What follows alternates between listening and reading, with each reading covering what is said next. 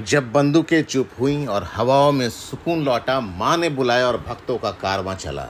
त्रिकुटा की वादियों में माता वैष्णो देवी के दरबार चलते हैं। अब संघर्ष विराम के बाद सिर्फ श्रद्धा की ही गूंज है। दोस्तों, आज बात करते हैं माता वैष्णो देवी के लिए। इस वीडियो को आरंभ करते हैं और आपको बताते हैं इनके सारे इन्फॉर्मेशन, छोटे से लेके बड़े बड़े इन्फॉर्मेशन तक। आइए वीडियो को स्टार्ट करते हैं। दोस्तों, बात करते हैं सुरक्षा की और व्यवस्था की। काफ़ी सामान्य हो गया है अब संघर्ष विराम के बाद। अब यहाँ पे पूरी तरह से सामान्यता लौट चुकी है। लोग यहाँ पर आरंभ कर चुके हैं, श्रद्धा की ओर बढ़ रहे हैं। माता का बुलावा आ रहा है और लोग यहाँ पर दर्शन करने को आगे बढ़ते जा रहे हैं। दोस्तों, मैं आपको बता दूं, यहाँ आने के लिए सबसे पहले आपने रजिस्ट्रेशन करना होता है। माँ वैष्णो देवी .org, माता वैष्णो देवी के रजिस्ट्रेशन का वेबसाइट है ये। और यहाँ पर ऑनलाइन रजिस्ट्रेशन आप वहाँ से करा सकते हैं। ये रजिस्ट्रेशन बिल्कुल ही फ्री है। हालांकि आप ऑफलाइन रजिस्ट्रेशन भी कर सकते हैं और ये ऑफलाइन रजिस्ट्रेशन आपके पास कटरा में आप करा सकते हैं। दोस्तों, यहाँ आने के लिए आपने नई दिल्ली के अगर आप ट्रेन से आ रहे हैं तो नई दिल्ली रेलवे स्टेशन आप आएँ और यहाँ से कटरा के लिए डायरेक्ट ट्रेन है दोस्तों। और अगर बस से आ रहे हैं तो आप दिल्ली के किसी भी बस अड्डे से आप आ सकते हैं। यहाँ आने का आपको जो आनंद विहार या ISBT से जो किराया है जम्मू और कटरा के लिए, वो तकरीबन 600 से 500 या 600 रुपये का तकरीबन ये किराया है दोस्तों। और अगर आप ट्रेन से आ रहे हैं तो ये किराया 1000 रुपये होता है। अगर आप जम्मू तक की दूरी की बात करें तो 600 किलोमीटर और कटरा तक की बात करते हैं तो 630 किलोमीटर का ये टोटल दूरी है दोस्तों। यहाँ पर पहुँचने के बाद जैसे ही आप आते हैं, अब आप अगर सपोज आप जम्मू तवी तक की आपकी ट्रेन आती है या जम्मू तवी तक का ही आपने बस लिया हुआ है तो आपको शेयर टैक्सी या सरकारी बस मिल जाता है। सरकारी बस का जो किराया है कटरा तक के लिए वो 100 रुपये है और शेयर टैक्सी अगर आप लेते हैं तो उसका किराया 150 रुपया है कटरा तक के लिए।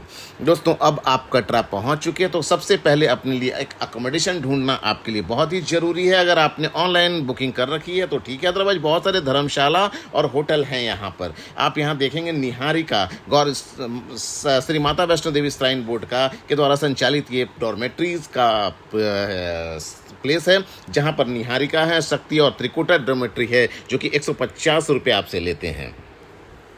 इन सब की बुकिंग आप माता वैष्णो देवी .org वेबसाइट से एडवांस में कर सकते हैं।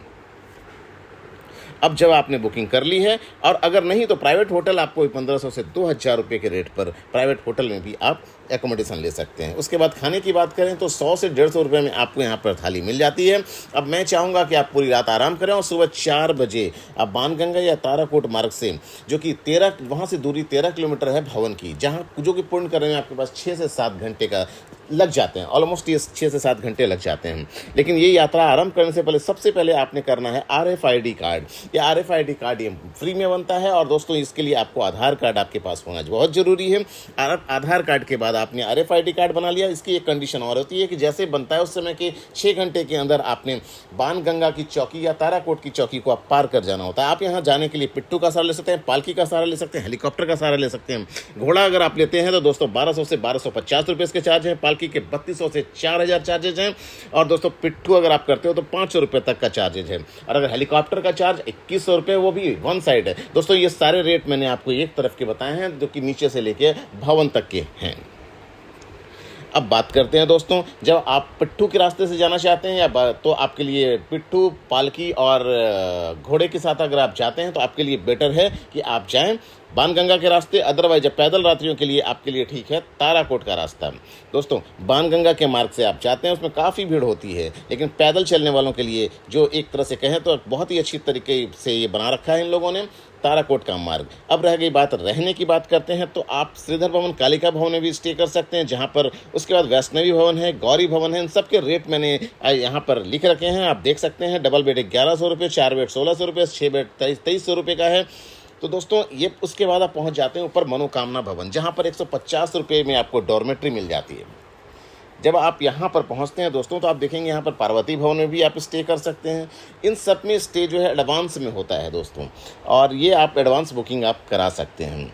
यहाँ पर आप देखेंगे कि आपके पास एक स्मार्ट लॉकर सर्विसेज भी आरंभ हो चुकी है, जहाँ पर आप अपना सामान रखें और उसके बाद आप दुर्गा भवन में जाकर स्टे करें, जो कि बिल्कुल ही फ्री है। वहाँ पर सारा सामान भी आपको मिल जाता है, एक छोटी सी सिक्योरिटी के साथ आप फ्री अकोमोडेशन है। आप बहुत ही आराम से आप वहाँ पर अपनी रातें आप बिता सकते हैं। उसके बाद हम बात करते हैं दर्शन के टाइमिंग के। तो सुबह के 5 बजे से लेकर दोपहर के 1 बजे तक, फिर उसके बाद फिर 4 बजे से और फिर रात के 9 बजे तक का दर्शन ये होता है दोस्तों। और फिर आप 9 बजे के बाद फिर से आपके दर्शन होते हैं 1 बजे रात तक। तो अब उसके बाद अब बात करते हैं हम भैरव बाबा जाने की। जब यहाँ दर्शन हो जाता है तो भैरव बाबा जाने के लिए अगर आप घोड़े से जाते हैं तो 300 से 400 रुपये लगते हैं। अगर वहीं आप रोपवे की सर्विस लेते हैं तो 100 रुपये लगता है। लेकिन यहाँ पर टाइमिंग है दोस्तों, सुबह 7:30 बजे से लेकर शाम के 5 बजे तक ही ये रोपवे चलता है। और जब आप रोपवे के साथ आप चले जाते हैं ऊपर, उसके बाद आप इंद्रप्रस्थ भोजनालय में आप आराम से बैठकर खाना खा सकते हैं। उनकी भी थाली का कॉस्ट ऑलमोस्ट 100 से 150 रुपये ही है दोस्तों। और अब आपके जब दर्शन हो गए तो अब मैं आपको बता दूं, आपको माता का बुलावा आया, आपने दर्शन कर लिए दोस्तों। अब इसके बाद अब जब हम बात करते हैं कि टोटल इसमें खर्च की बात करते हैं, लेकिन इसमें एक बात और अटका आरती की भी बात कर लेता हूँ। अटका आरती के लिए एडवांस में बुकिंग होती है और इसकी बुकिंग आप श्राइन के वेबसाइट से ही कर सकते हैं। इसके चार्जेज होते हैं, वो जो चार्ज हैं आप देखेंगे कि अगर आप ग्रुप में करते हैं 4 लोगों का तो 5100 रुपये चार्ज होता है, और अगर आप सिंगल पर्सन करते हैं तो ये 2000 रुपये इसके चार्ज होते हैं। अटका हालांकि अभी सुरक्षा बल जो संघर्ष के दौरान ये तो बिल्कुल ही फ्री चल रहा था, लोगों को बुला बुला के दर्शन कर रहे थे, और अब फिर से हालांकि नॉर्मलाइज हो गए हैं सिचुएशन। अब हम बात करते हैं पूरे दिल्ली से लेके बजट की। तो बस से अगर आप आते हैं तो टोटल खर्च आपके 2500 रुपये होते हैं, और ट्रेन से अगर आप आते हैं तो यही खर्च आपका टोटल 3000 रुपये का होता है। अब मुझे उम्मीद करता हूँ ये आपको